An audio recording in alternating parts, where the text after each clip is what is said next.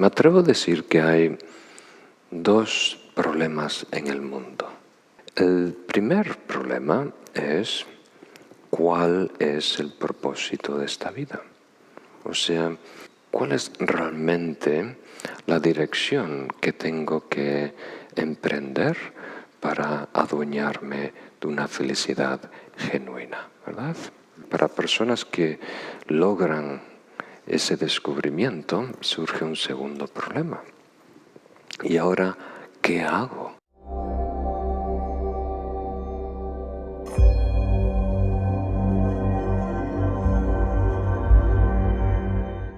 Muy bien, queridos amigos, bienvenidos a otra lección de las Perlas de Sabiduría, en donde estoy compartiendo estos antiguos refranes espirituales, enseñanzas elegantes, como dice nuestro fundador Sakya Pandita. Entonces, hoy vamos a ver 5 claves, 5 enseñanzas muy importantes. Y luego al final atenderemos cualquier duda, pregunta que quede pendiente. Y estamos ahora con la estrofa número 21, que en castellano dice: cuando les exhortan e incitan, incluso los animales pueden entender. Aquel que sabe lo que hacer sin que alguien se lo indique es sabio. Entonces aquí empezamos con un mensaje simple y directo, pero a la vez importante, algo que sí o sí tenemos que integrar.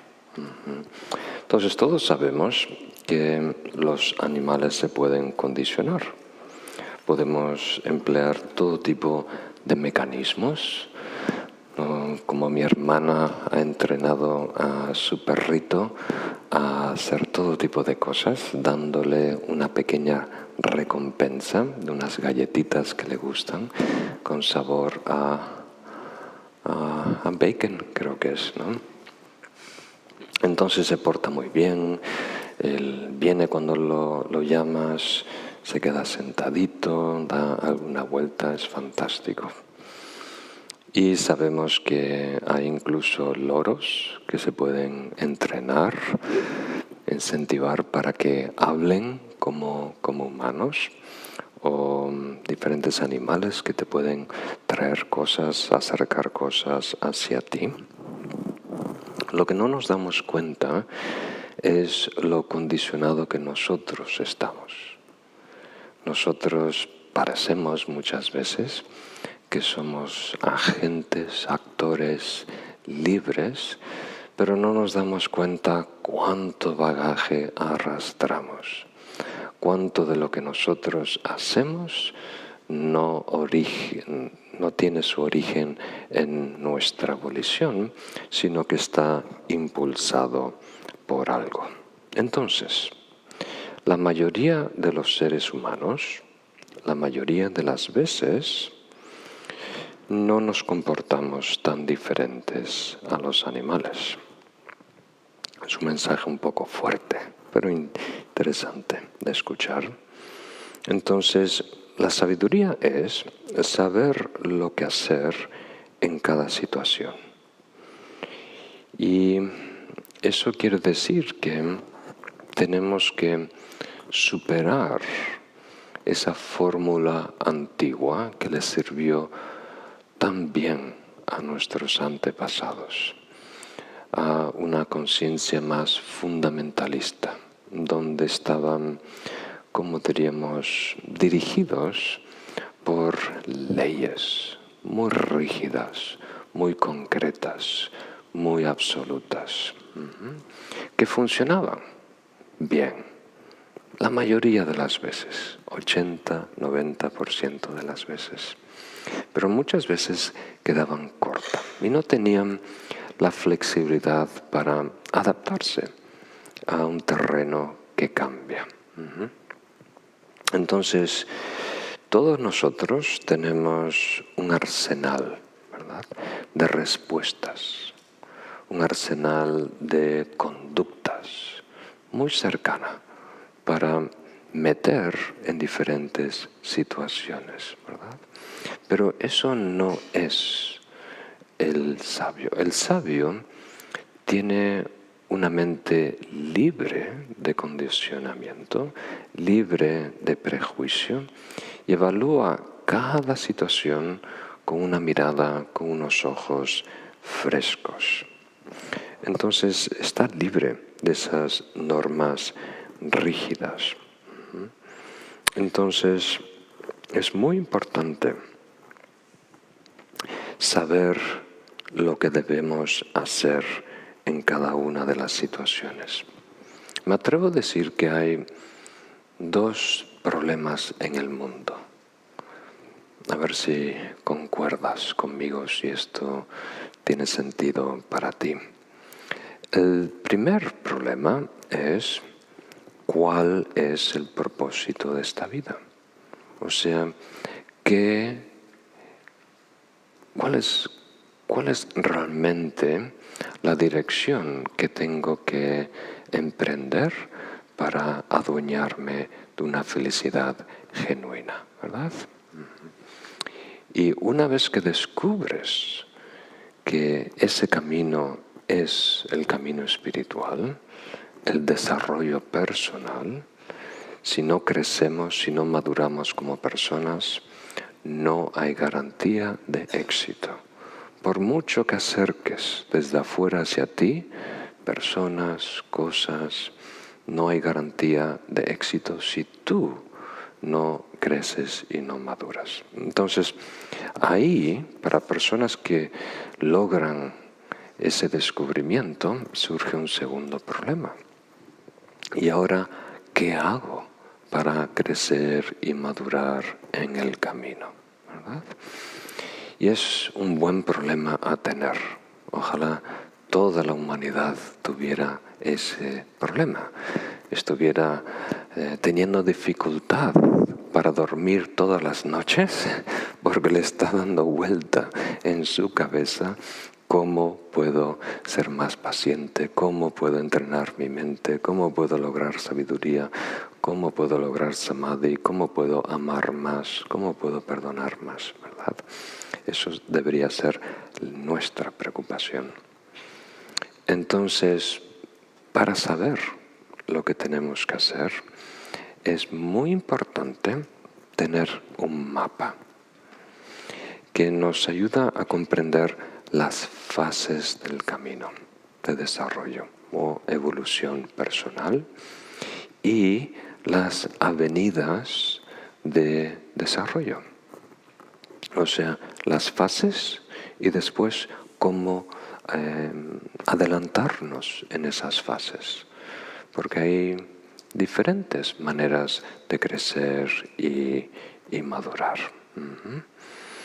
Entonces, es muy importante tener una educación amplia del Dharma, del budismo, para comprender base, camino y resultado, y después las diferentes etapas o fases de ese camino, y después los diferentes medios habilidosos que uno puede emplear para crecer y madurar. Muy importante. Y hasta que no lo tengamos absolutamente claro, no vamos a poder elegir bien, a discernir con claridad cuál es la manera más efectiva de crecer y madurar, porque el camino no es igual para todos, en todo momento. Lo que les sirvió a Sakya Pandita a lo mejor queda demasiado grande, exigente para nosotros. No solo no nos ayudará a avanzar, puede ser incluso contraproducentes. Entonces, desarrollar este mapa de las fases y los caminos nos va a ayudar a situarnos, ¿verdad? De la misma manera que muchos de nosotros, yo no soy tan bueno, pero me imagino muchos de nosotros somos muy buenos en sabernos situar socialmente. Y en esta ocasión, ¿cómo me debo comportar? ¿Cómo me debo comunicar, ¿no? Y hay personas que pueden encarnar con mucha facilidad el rol más óptimo para esa ocasión. Es casi un arte.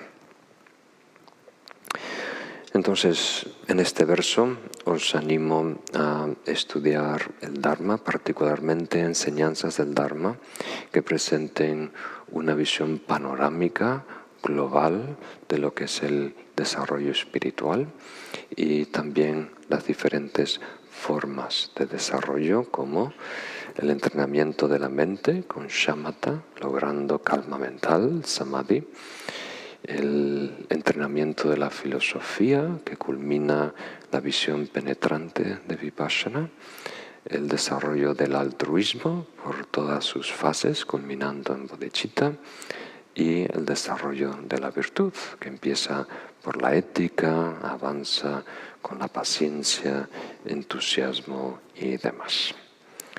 Pasamos ahora a la siguiente estrofa, número 22. Quien posee sabiduría entiende a los demás por su comportamiento sin necesidad de palabras. Aunque no se haya probado la manzana silvestre, su sabor puede deducirse por su apariencia, por su color. Y esto puede ser novedoso para algunos de ustedes. Todo lo que hacemos nos delata, ¿verdad? Pensamos que tenemos una vida pública y una privada. Y en cierto sentido es cierto, es así. Pero no lo es para un sabio. Cuando estamos en la presencia de un sabio, estamos desnudos, por decirlo así, ya que él o ella puede conocernos simplemente cómo cogemos, agarramos una taza, cómo la acercamos a los labios, cómo bebemos, ¿verdad? En ese simple movimiento, que a lo mejor te toma 4 segundos, 5 segundos, ya sabe todo tu historial, todo tu perfil psicológico, ¿verdad? Tus quereres, tus miedos, tu ansiedad, tu ambición y demás. Y alguien puede decir, pero ¿hay suficiente información? Pues para el que tiene ojos para ver, eso es suficiente. Entonces, es una experiencia común que he compartido con muchos amigos viviendo en la India y Nepal, que cuando estábamos en la presencia de uno de los grandes maestros, uno de estos sabios, uno tenía un poco de miedo, un miedo sano de sentirse, como diríamos, desnudo, como alguien que está viendo a través de tus máscaras, en donde no puedes esconder nada. Pero después, a continuación, surge una sensación linda que te encariñece, te atrae, te ayuda a respetar y valorar a ese maestro, porque uno piensa, a pesar de lo que ve, me quiere. ¿Verdad? O sea, a pesar de todas las basuras, ¿verdad? De este rayos X, de este sondeo ultrasonido, a pesar de eso, me acepta, me tolera, me va a enseñar, me va a ayudar. Entonces, es una sensación muy positiva. A lo mejor es casi como ponerse en las manos de un médico, ¿no? Que puede a través de los exámenes saber más de tu constitución, de tu condición que tú mismo, y a la vez te sigue ayudando, aunque se pone guantes y una mascarilla para protegerse un poquito. Entonces, la pregunta que nos deberíamos hacer es, ¿cómo lo hace? ¿Verdad? ¿Cómo lo hace? Y la respuesta es el principio de correspondencia, o en el budismo decimos la interdependencia. Quiere decir que no hay nada que sea completamente ajeno. Todo surge de una gran interdependencia de factores y condiciones. Y todo lo que nosotros movemos, acciones físicas, palabras que salen de nuestra boca, eso implica, por supuesto, nuestra mente, el estado de nuestra conciencia, nuestros anhelos, nuestras esperanzas, nuestros miedos, ¿verdad? Todo eso está ahí, ¿verdad? Jugando, contribuyendo algo a ese momento, a ese gesto, ¿verdad? A ese tono, a esa mueca en tu rostro. Todo está de alguna manera contribuyendo. Entonces, ellos tienen la habilidad de hacer esta ingeniería inversa, que viendo desde afuera, ¿verdad?, pueden descubrir qué causas y condiciones tienen que estar presentes para que se atragante con un vaso de agua, ¿verdad? ¿Verdad? Porque hay tanta urgencia a, ¿verdad?, tragar tanta agua por ese orificio. Entonces, esto es interesante.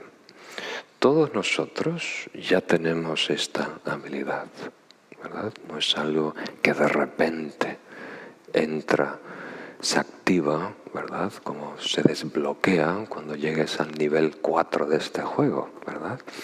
Es algo que ya tenemos, pero no estamos aprovechando.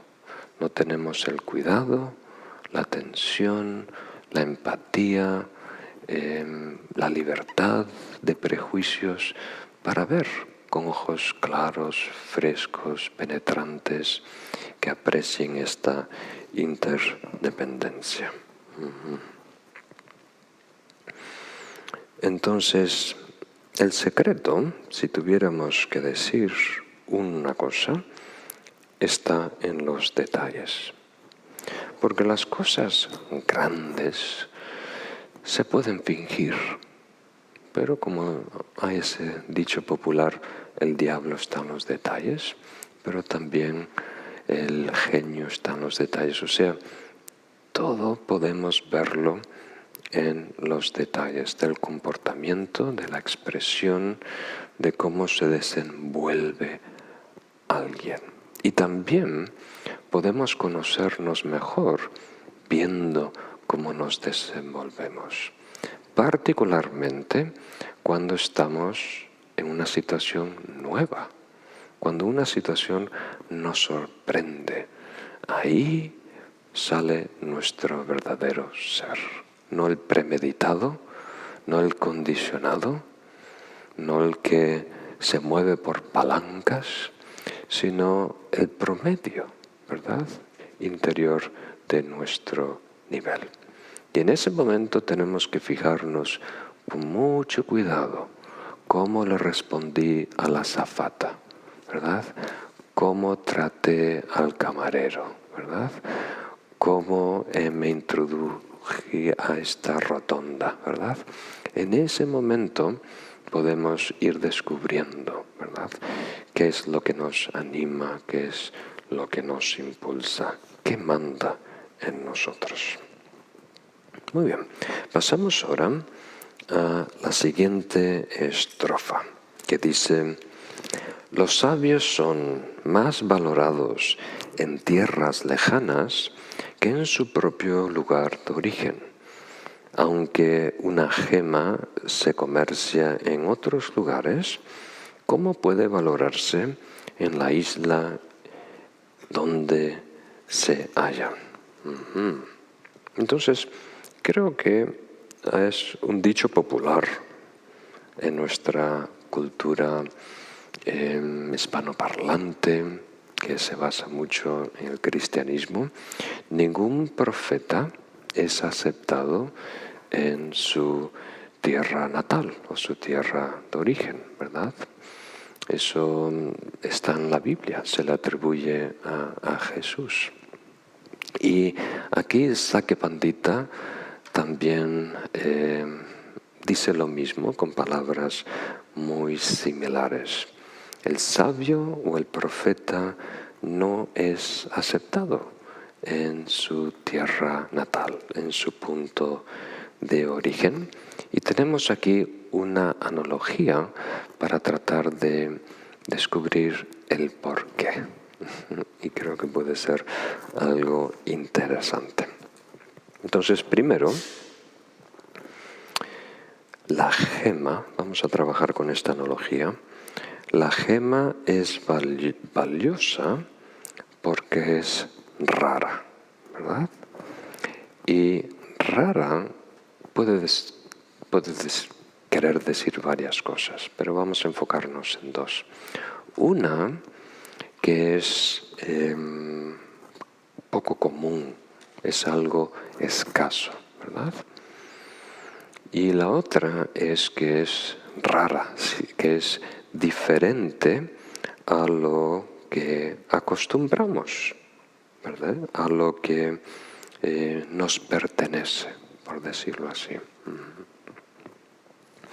Entonces, algunas veces valoramos algo porque hay escasez y la cosquilla, ¿verdad?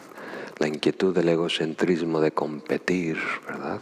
Nos lleva a valorar lo que alguien está persiguiendo y especialmente si no hay mucho de eso. Y también la novedad, algo que es único o extraño o raro.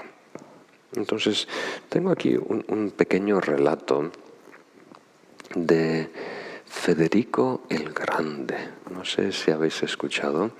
Federico el Grande fue el líder de Prusia en el siglo XVIII y por la situación que estaba viviendo, que estaba en guerra con Rusia, con Francia, estaba intentando introducir a toda su población la patata, lo que en Sudamérica llamamos papa, ¿verdad? La papa fue introducida en España en el siglo, creo que XVI, por un español. Sabemos que viene de Bolivia, de Perú, y allí hay, por lo menos me dicen que hay más de 300 variedades. Yo he probado algunas riquísimas, amarillas, pequeñitas, violetas, azules.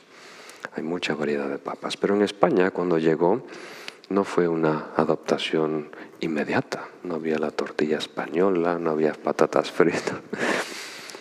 Entonces, este líder sabía que por el boicot, por, como diríamos, el bloqueo que le estaban haciendo, no iba a tener suficiente trigo, ¿verdad?, que era el alimento principal, y estaba tratando de generar un alimento autóctono para su población. Entonces, por mandato real, ¿verdad?, obligó a que todos los, como diríamos, agricultores empiecen a plantar papas. Pero nadie quería. Decía que era algo muy sucio, muy feo, sin sabor. Entonces empezó, bueno, no los puedo obligar, pero lo voy a regalar. Regalaba semillas, ¿verdad?, las partes de las patatas, hacía concursos para recetas, cómo cocinar la patata, pero nadie quería adoptar la patata. Entonces se le ocurrió, yo me imagino que fue uno de sus ministros, pero se le atribuye a él que se le ocurrió una táctica donde de repente sale una declaración, un mandato real, que la patata solo es para la realeza, nadie la puede comer. Y para hacerlo más exagerado, puso guardias en el jardín real, ¿verdad? Para que nadie le robara las patatas. Pero le dijo que hagan la vista larga, gorda. La vista gorda si alguien robaba o les daba dinero. Entonces, viendo la gente que era solo para la realeza, todo el mundo quería patatas.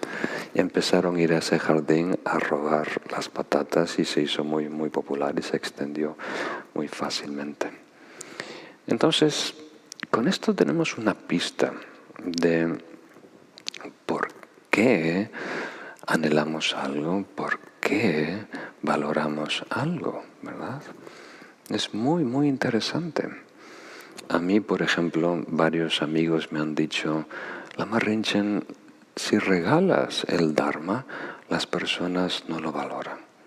Cuando tú regalas las cosas, las personas no lo aprecian. Las personas, si pones un precio alto, entonces lo consideran valioso. Y eso lo viví hace muchos años en Nepal, en la academia, cuando publicamos un libro de Khenchen Abe Rinpoche. Y era un libro muy interesante, muy bueno. Y hubo un patrocinador de Singapur que nos ayudó a publicar a lo mejor 2000 ejemplares. Entonces teníamos para regalar y estábamos regalando a todo el mundo y las personas lo tomaban y casi lo tiraban a la basura. Como cuando vas por la calle y te dan un folleto de entrar a este restaurante y todo el mundo está tratando de esquivar a esa persona que... Pero si ese mismo libro, me imagino, costaría 20 euros, 30 euros, o decimos solo quedan 20 ejemplares, ¿verdad? O como hizo Federico, esto solo es para los grandes practicantes, es un tema muy esotérico, muy profundo. Entonces ahí se estarían peleando, ¿no? Había una subasta por esos libros. Entonces, nosotros tenemos que tener cuidado de no caer en esa trampa. Y es una trampa muy fácil y viene del egocentrismo. Y a mí me quedó grabado una frase de Marx. No Marx, no Karl Marx, no el zurdo, sino Groucho. Groucho Marx es un cómico americano, que yo lo descubrí en España porque nunca vi ninguna película de Groucho Marx en Estados Unidos, pero cuando visitaba a mis abuelos en Galicia estaban en la televisión. Y una vez Groucho Marx dice, no quiero ser miembro de ningún club que me acepte a mí como miembro. ¿Verdad? Muy curioso, ¿verdad? Parece contradictorio, pero resalta nuestra psicología humana, que se ve mucho en los nuevos ricos. Una persona que de repente se hace millonaria no quiere asociarse con sus viejos amigos o ir a su barrio en donde creció, porque no está tan seguro de sí mismo, ¿verdad? Entonces quiere pertenecer a un élite, quiere entrar en el club que no le deja entrar, ¿verdad? Porque si un club te deja entrar, entonces no debe ser bueno. ¿Por qué? Porque yo no soy bueno. Lo que está detrás de esto es la baja autoestima. Cuando nosotros no nos valoramos, no valoramos a algo que se parece a nosotros. Entonces, si surge un genio en nuestro barrio, no lo creemos. ¿Por qué? Porque no creo que yo, alguien como yo, con mis raíces puede ser un genio, ¿verdad? Entonces eso le pasa a algunos occidentales, ¿verdad? No valoran a maestros y maestras occidentales. ¿Cómo puede ser alguien un sabio si se parece demasiado a mí? O eso le pasa a algunas mujeres que no valoran a maestras. ¿Por qué? Porque no se valora su potencial. O algunas minorías, ¿verdad? Entonces aquí está plasmado en el contexto de geografía, que es muy típico. Particularmente antiguamente nuestra identidad estaba anclada a un sitio, a una geografía. Entonces, si yo soy de aquí, lo que es de aquí no puede ser bueno, porque yo no soy bueno. Y muchas poblaciones tienen esa idea. No les gusta comprar lo que produce su país, pero le gusta más lo importado. Y si algo es importado, automáticamente tiene que ser mejor. Pero si algo es, como diríamos, autóctono, de producción propia, entonces no se le tiene tanto respeto o valor, aunque a lo mejor es de mejor calidad, ¿verdad? Entonces, lo que está detrás de esta estrofa es la baja autoestima. Si nosotros no nos valoramos, particularmente no creemos en nuestro potencial, todo lo que esté asociado con nosotros, diferentes tipos de identidades, también no le vamos a dar una oportunidad. Pero algo diferente, a alguien diferente, sí le damos esa oportunidad y podemos valorarlo si tiene valor. Entonces ahora creo que tiene más sentido la analogía, ¿verdad? Para nosotros, aunque una gema se comercie en otros lugares, ¿cómo puede valorarse en la isla en donde se halla? Si viene de aquí, de esta pobre isla, entonces ¿cómo puede tener valor? Muy bien, pasamos a la próxima estrofa. El sabio atraviesa dificultades en su periodo de formación porque no se puede lograr la sabiduría en la comodidad. Quien se apega a placeres menores no podrá obtener el gran bienestar. Aquí hay un mensaje muy poderoso y muy importante.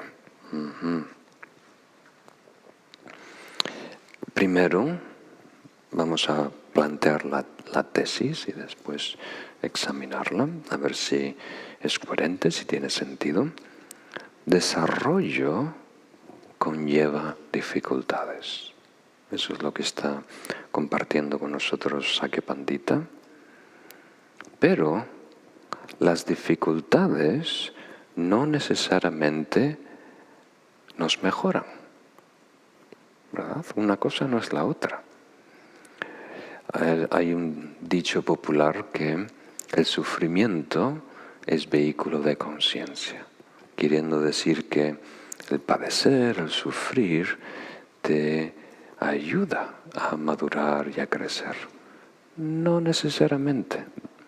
O sea, de la perspectiva budista, casi todo el sufrimiento produce más sufrimiento, ¿verdad? No aprendemos esa lección. No podemos conectar el mal, el sufrimiento, con la causa, ¿verdad? Porque muchas veces hay una latencia de minutos, de días, de meses, de vidas, ¿verdad? Entonces simplemente nos sentimos, como diríamos, abusados, o alguien nos ha mentido, estafado, y llegamos a la conclusión, bueno, para salir adelante en este mundo hay que ser un tiburón que muerde más, ¿verdad? Hay que ganar más, competir más, engañar más, estafar más, ¿verdad? Entonces, sufrimiento no es vehículo de conciencia, no necesariamente nos ayuda a crecer, madurar, a hacer correcciones. Pero si hay desarrollo, si hay crecimiento, sí conlleva dificultades. Y vamos a entender el por qué. La razón es que tarde o temprano lo bueno no te va a gustar. O sea, tarde o temprano, lo que es bueno para ti, lo que es nutritivo, lo que toca ser, que es beneficioso, no va a coincidir con tus gustos preestablecidos, con tus caprichos, antojos, preferencias y demás. Y ahí para. O sea, si nuestro desarrollo espiritual depende de encontrar algo bueno que nos gusta, entonces nuestros recursos van a estar muy limitados. Porque lo que nos gusta y bueno, o sea, si hay dos círculos, como esos diagramas, entonces se solapa una parte, ¿verdad? Lo que me gusta, lo que es bueno ahora, a corto y mediano plazo para el desarrollo espiritual, cuando se solapa hay un huequito pequeño. Y desaprovechamos toda la otra medicina, todos los otros yogas y medios habilidosos que necesitamos, que exigen de nosotros una mejora, un cambio y demás. Entonces, vamos ahora a reflexionar sobre la palabra comodidad. ¿Qué queremos decir con comodidad? En parte, en este contexto, comodidad quiere decir apego a la zona de confort. Apego a la zona de confort. Y a la vez, comodidad quiere decir aversión a la exigencia. A lo mejor son dos caras de una misma moneda. Entonces, para esto es muy importante mejorar nuestra comprensión de apego. Apego tiene connotaciones positivas, ¿no? Se usa para describir el afecto entre familiares, madre, hijos y demás. Entonces, en el contexto espiritual, particularmente en el budismo, apego es nocivo, ¿verdad? O sea, se usa esa palabra, ese término, para describir un aferramiento muy arraigado, una dependencia. Y tiene muchas variantes dependiendo del contexto. Podemos aferrarnos a una idea y se convierte en un dogma. Podemos aferrarnos a una conducta y se convierte en un mal hábito. Podemos aferrarnos a una identidad, se convierte en un ego. Podemos aferrarnos a nosotros mismos y se convierte en egocentrismo. Podemos aferrarnos, identificarnos con una emoción, ¿verdad? Y nos convierte en iracundos, ¿verdad?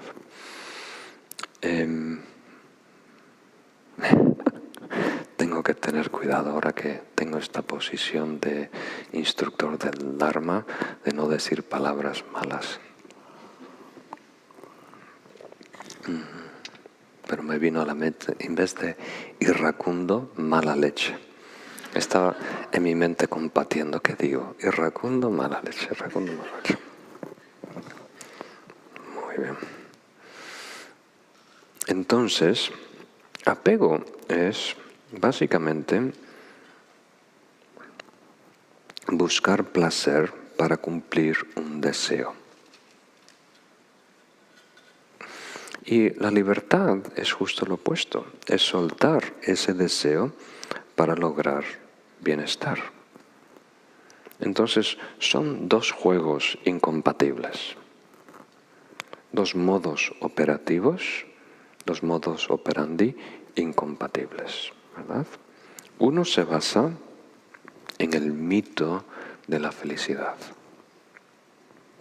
queriendo decir que me falta felicidad y la manera de lograrla es logrando un deseo, satisfaciendo una necesidad, cumpliendo un capricho, ¿verdad? Entonces, en la medida que yo lleno ese hueco, ¿verdad? entonces en esa medida yo voy a ser feliz. Entonces la felicidad es algo que se conquista. La felicidad es algo que se consume, ¿verdad? La felicidad es algo que tengo que, como diríamos, coleccionar. Y la felicidad tiene que coincidir con mi predilecto, con mi deseo. Ahora, el modelo que enseñó el Buda en su primera enseñanza, las 4 nobles verdades, es muy diferente. Nos dice, no nos falta felicidad, nos sobra sufrimiento. Entonces, en este modelo, si eliminamos el deseo y la escasez que genera, en esa medida estamos libres de malestar y surge el bienestar. Entonces, el ejemplo, cuando los maestros tibetanos lo ponen en analogía, es una herida que arde. En ese entonces, la herida de un leproso. Entonces hay la tentación de rascar esa picazón, ¿verdad? El deseo es la picazón y la búsqueda de la felicidad es satisfacer esa picazón rascando. Pero al rascar solo agravamos esa herida, crea más picazón, ¿verdad? Entonces los maestros tibetanos dicen, la solución es eliminar la picazón, no rascar, no tener algo que te pique, no tener ese hueco, ese deseo, esa necesidad. Entonces, debería también definir gran. En la última línea dice, no podrá obtener el gran bienestar. Entonces, cuando cualificamos bienestar con el adjetivo gran, estamos hablando del gozo, de la dicha, de la iluminación. Entonces, podemos decir que bienestar aflorece cuando quitamos basura, los velos. Si eliminamos patrones conductuales negativos, surge un tipo de bienestar. Si eliminamos estados emocionales negativos, surge otro tipo de bienestar. Si eliminamos el egocentrismo con amor, surge otro tipo de bienestar. Y si eliminamos la ignorancia fundamental del falso yo, surge este gran bienestar de la dicha, el gozo. Quiere decir, estamos en un estado en armonía, completamente en armonía con la realidad de quienes somos.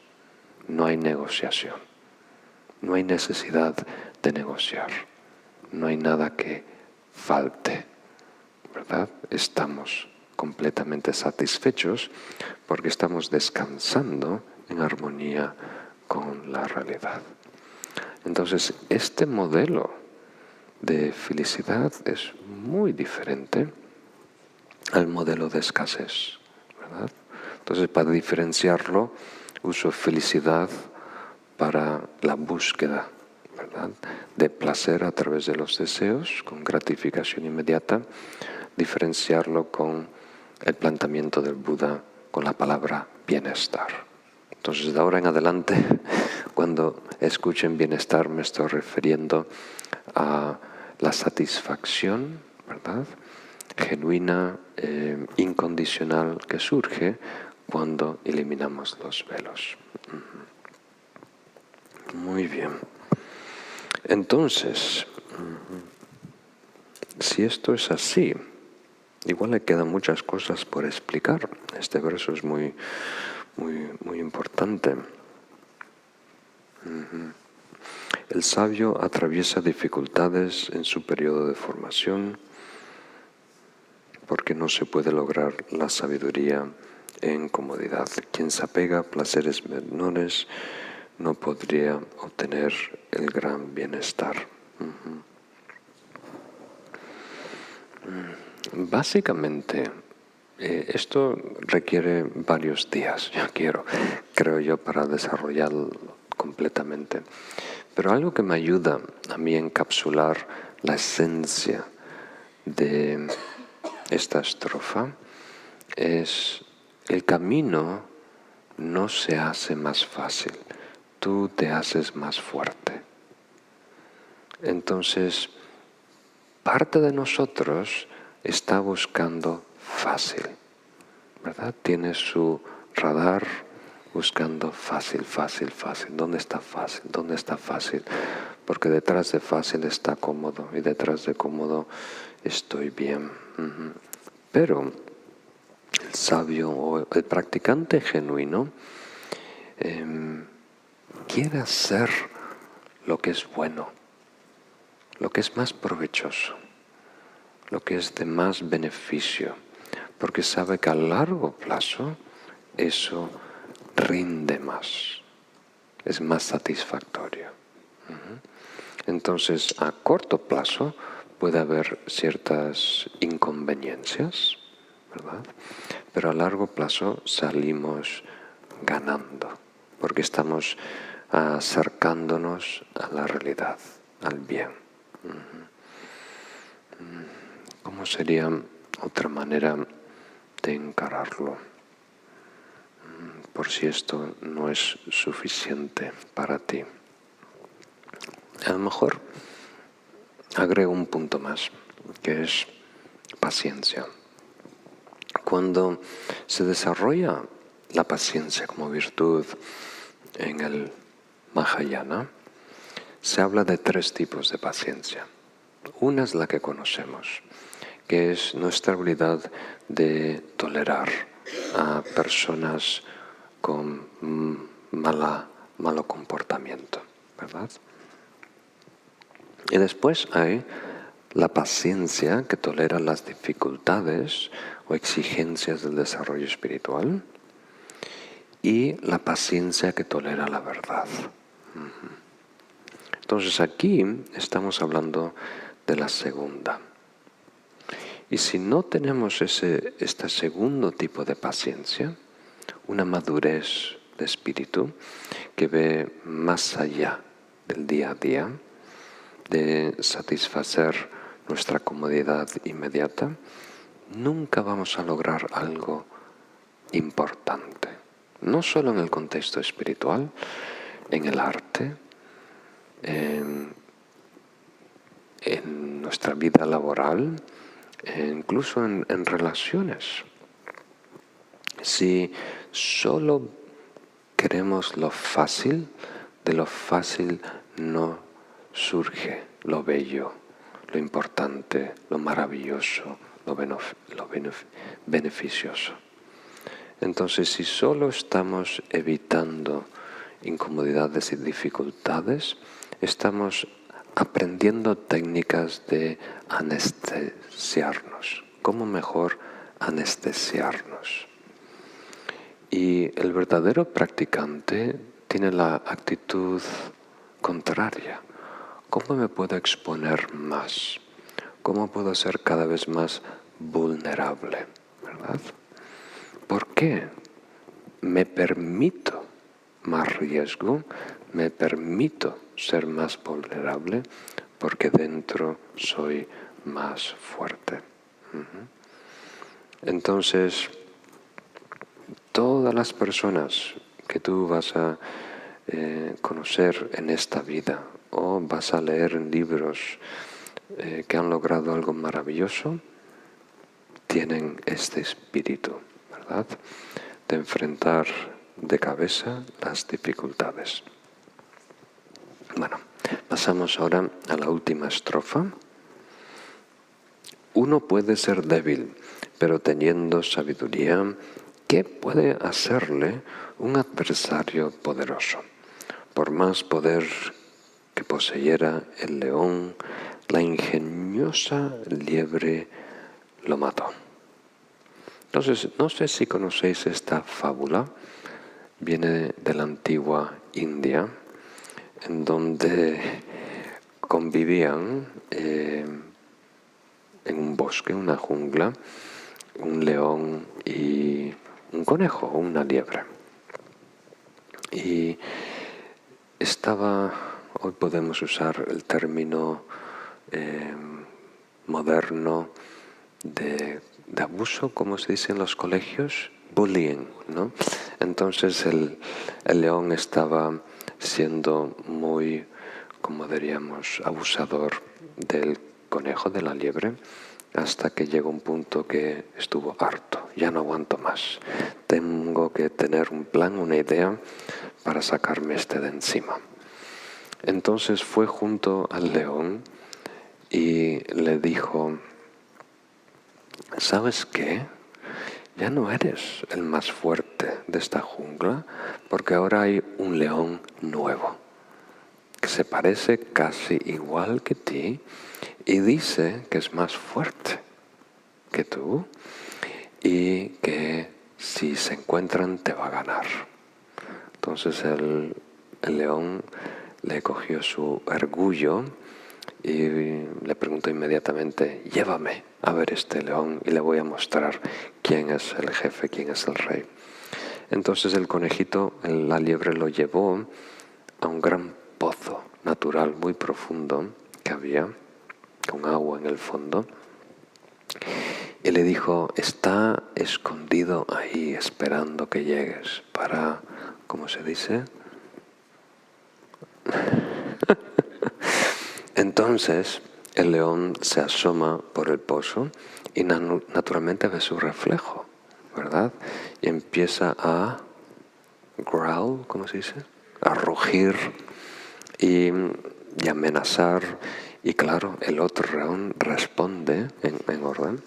Entonces se enfureció y se lanzó a por el otro león y quedó atrapado en el pozo y murió ahogado.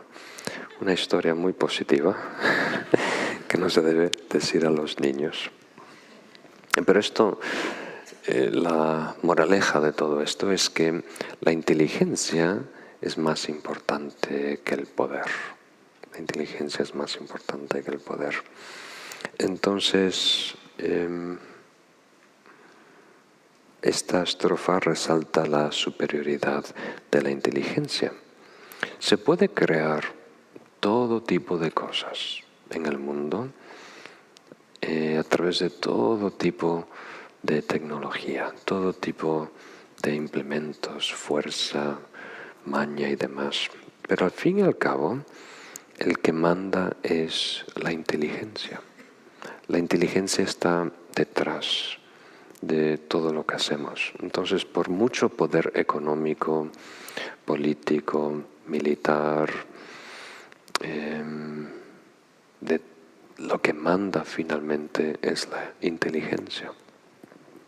Y por eso hoy en día los grandes pensadores todos están diciendo que estamos en un momento crítico como humanidad, porque se está desarrollando la tecnología de la inteligencia artificial. Entonces el arco y la flecha cambió, ¿verdad? La estructura humana, la revolución industrial, todo el desarrollo tecnológico, como todo el descubrimiento atómico, todo el descubrimiento militar, todo. Ha habido un gran y acelerado cambio estos últimos 5, a lo mejor, siglos. Pero ahora estamos en un momento en donde la tecnología es inteligencia en sí. Es inteligencia en sí. Por eso las personas que tienen dinero están invirtiendo todo su dinero en la inteligencia artificial y los estados más potentes están invirtiendo todos sus recursos en desarrollar inteligencia artificial, porque va a cambiar el juego, va a cambiar lo que se puede hacer. Yo, aún por encima de eso, temo más la ingeniería genética, ¿verdad? Creo que eso es aún más peligroso, un riesgo existencial.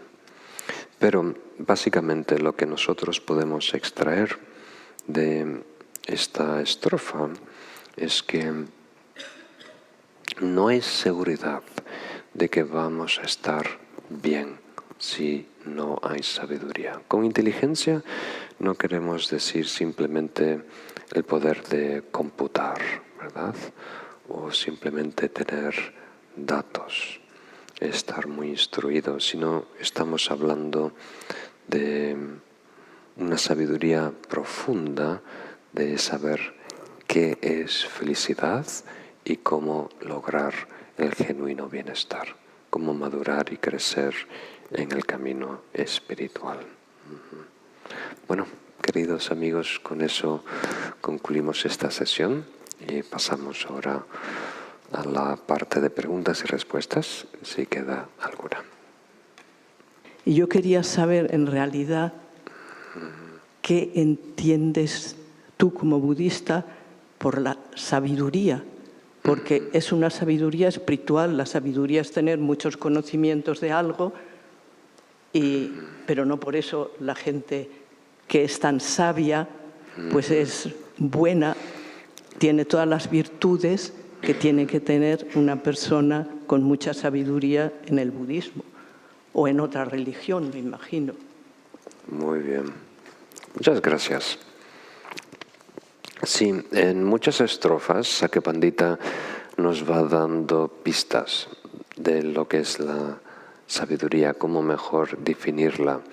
Y en la próxima lección, en las próximas estrofas, va a atender este tema de forma más directa, más explícita. Pero para anticiparnos un poquito, sabiduría es básicamente lo próximo que estamos a la realidad. Y de la perspectiva budista nos aproximamos a la realidad a través de 3 fases, lo que es el estudio, contemplación y meditación.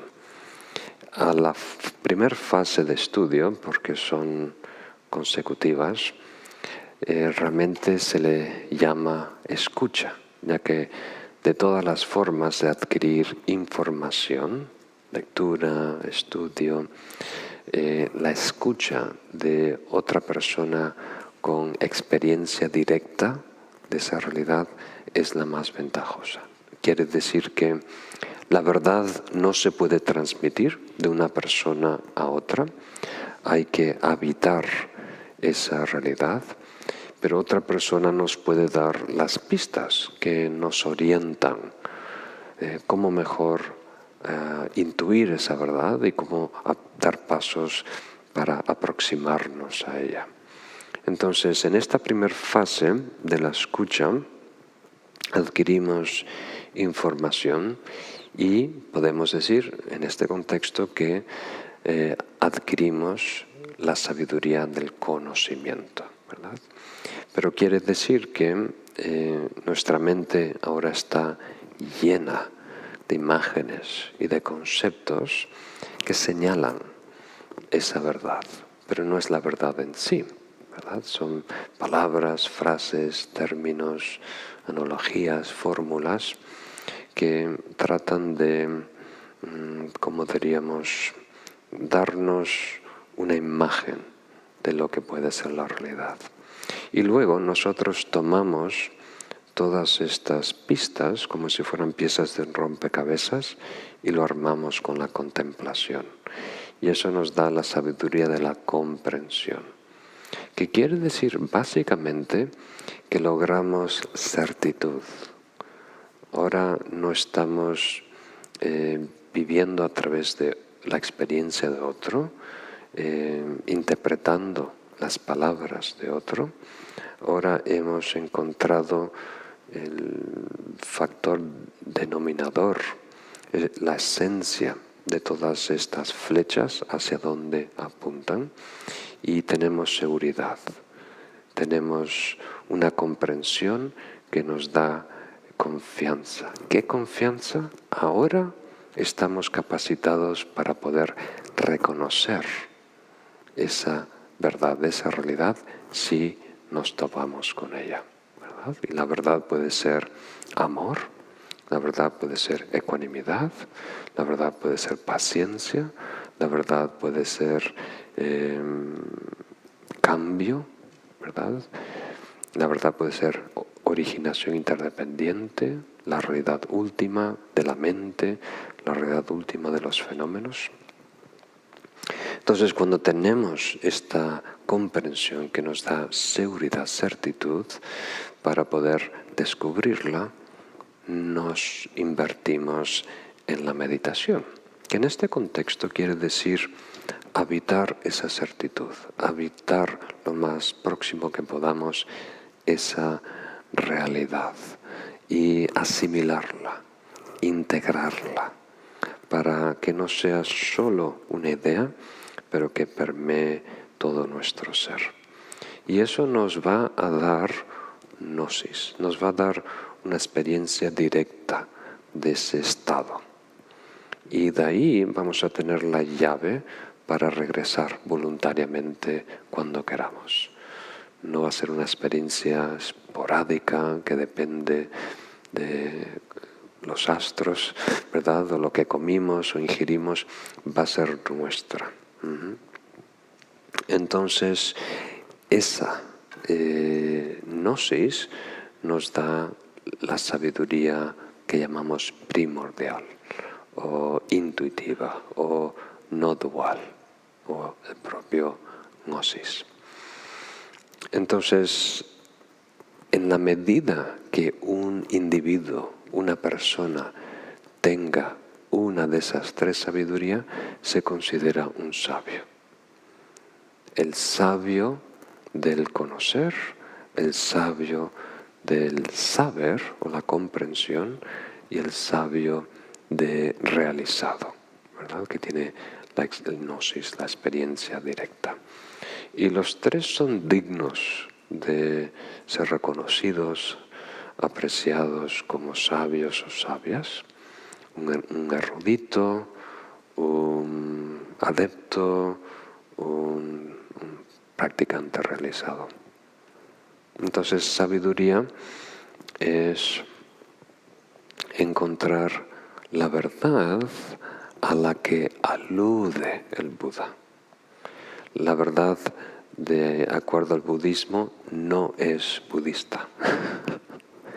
La verdad no se puede tener, porque la verdad es inexpresable, la verdad es inefable.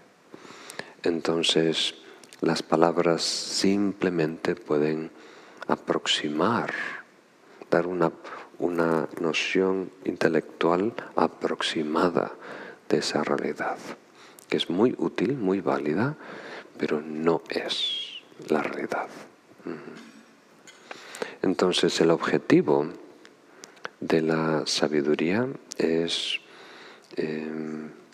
vivir de forma más cercana esa verdad hasta convertirnos en esa verdad.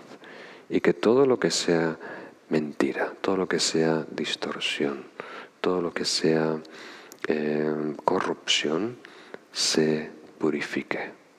O sea, nos purificamos teniendo experiencias cada vez más genuinas, más puras, más no duales con esa verdad última. Y desde esta perspectiva, el objetivo de toda búsqueda, de todo desarrollo espiritual, es la sabiduría. Porque la sabiduría es lo que nos transforma en la verdad y por lo tanto lo que nos permite ser plenamente felices, permite surgir el bienestar puro. Entonces, de la perspectiva budista, si hay algo por hacer, meditación, yoga, conducta, oraciones, alabanzas, ofrendas, servicio, todo es para armonizarnos con la realidad, para que podamos vivirla, descubrirla, habitarla, integrarla. Y es imposible tener acceso a la verdad meramente con estudios. Tenemos que estar respaldados del desarrollo en virtud, que se puede resumir como compasión, pero realmente son todas las cualidades de virtud, que son expresiones de esa verdad, nos ayudan a poder tolerarla.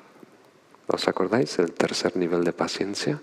Lo que nos permite tolerar la verdad, que está aquí ahora, y estamos activamente rechazándola, es estar en armonía con esa realidad. Tener suficiente amor y compasión, tener suficiente paz, tener suficiente equilibrio, tener suficiente generosidad, que no haya resistencia, ¿verdad? Si no, es un shock para el sistema. Muy bien. Pasamos a otra pregunta. Y ahora que he emprendido el camino de la filosofía budista para vivir en paz, esta condición de querer ayudar a los demás se magnifica y en muchas ocasiones intento dar, por así decirlo, lecciones, ¿no?, a través de mis conocimientos budistas para hacer ver a la otra persona su problema desde otro punto de vista. Aunque también hay ocasiones en las que pienso que es mejor dejarles hacer su camino y ellos mismos que se equivoquen o que mejoren. ¿Sería de buen budista dar lecciones desde tu punto de vista sin que el otro te lo pida o es mejor dejarles hacer? Muchas gracias. Muy bien. Mejor dejarles hacer. Si me das esas dos opciones, pero tu dilema es, creo que está compartido y es una buena señal. Es muy positivo querer ayudar a los demás. Y muchas veces, aunque estemos al mismo nivel, desde fuera el problema se ve tan claro y la solución tan obvia. Y entonces hay un impulso en nosotros de querer resolver la vida, el problema a los demás. Entonces lo entiendo. Pero desafortunadamente no funciona. Eres joven, entonces aún no has descubierto que no funciona. Pero es una lección, es muy importante aprender esa lección sin tener que pagar mucho pronto, ¿verdad? Y una manera que intento explicarlo a mis amigos es muy similar a plantar tomates en un jardín, ¿verdad? Quiere decir que en el año hay un momento para plantar. Hay una ventana de oportunidad. A lo mejor 2 semanas, 4 semanas al máximo. Si estás temprano, pagas un precio. Y si estás tarde, pagas otro precio. Entonces, tenemos que respetar ese ciclo. Entonces, cuando las condiciones se reúnen, tú puedes aportar tu granito de arena, ¿verdad? Pero si las condiciones no están presentes, entonces nada pasa. Hay semillas que se encontraron en las tumbas de los faraones, más de 5.000 años, sin germinar.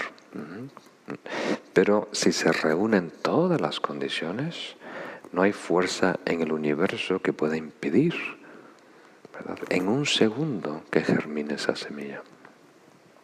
Entonces, tenemos que esperar el momento, tener paciencia. ¿Y cómo sabemos cuándo es el momento?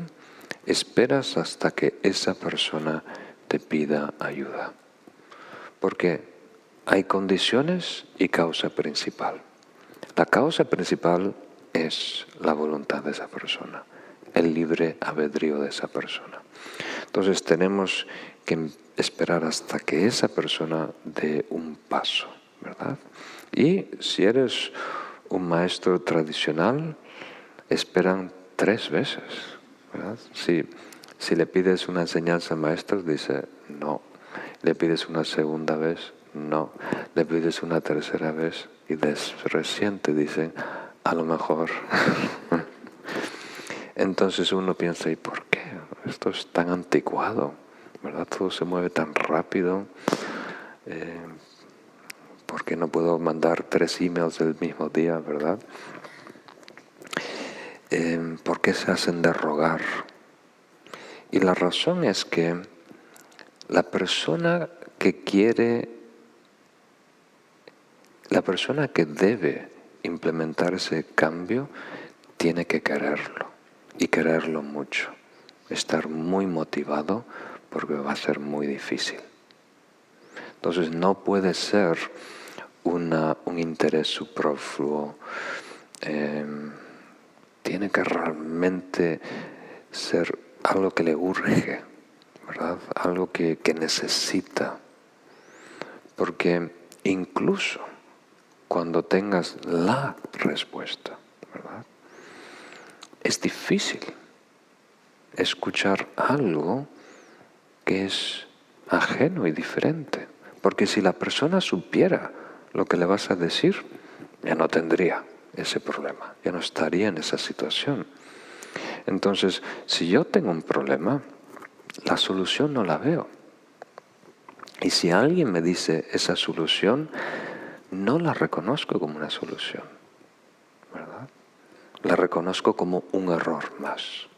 Esto es exagerado, esto es incoherente, esto no tiene nada que ver, esto es bueno pero no aplica a mí, ¿verdad? Esa es la reacción típica. Pero si una persona tiene mucha humildad y tiene mucho interés, muchas ganas de mejorar y hacer un cambio y respeta a la otra persona, a lo mejor le va a dar una oportunidad a esas palabras raras, incoherentes, que no tienen nada que ver conmigo, y va a contemplar. Y luego, de un tiempo, va a descubrir el mensaje, la solución, pero no sabe qué hacer. Ahora, ¿qué hago con esto? ¿Cómo hago el cambio? ¿Cómo voy a nadar contra la corriente, verdad? Y cambiar esta actitud, cambiar este hábito, cambiar esta forma de percepción, esta identidad y demás. Entonces tiene que haber mucha necesidad, mucha motivación para escuchar y luego integrar, ¿verdad? Esa verdad. Y también debo decir, a lo mejor no es tu caso, pero como hablo a muchas personas muy diferentes, muchas veces nuestro interés en ayudar a otros es para, como diríamos, ignorar nuestros problemas, ¿verdad? Es una excusa muy elegante para no reconocer nuestros problemas e implementar cambios en nosotros. Hay tantas personas sufriendo que tengo que ayudar.